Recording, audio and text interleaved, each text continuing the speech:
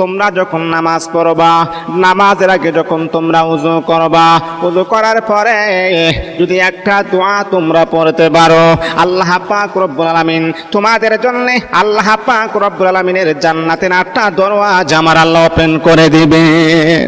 ও আমার প্রিয় বন্ধুগণ, কি এমন দোয়া যে দোয়াটা পড়লে আল্লাহ পাক রব্বুল আলামিন আমার আপনার জন্য জান্নাতের 8টা দরওয়াজা খুলে দিবেন। এক নাম্বার হলো আল্লাহর হাবিব বিশ্বনবী বলে, যখন তুমি ওযু করবা, ওযু কমপ্লিট হওয়ার পরে এই আঙ্গুলটা এইরকম ভাবে উঁচা করে তুমি পড়বা, আশহাদু আল্লা ইলাহা ইল্লাল্লাহু ওয়াহদাহু লা শারীকা লাহু ওয়া আশহাদু আন্না মুহাম্মাদান আবদুহু ওয়া রাসূলুহু। এই দোয়াটা তুমি পড়বা। নবী বলেন এই দোয়াটা পড়লে আল্লাহ পাক রব্বুল আলামিন তোমার জন্য জান্নাতের 8টা দরওয়াজা আমার আল্লাহ ওপেন করে দিবে।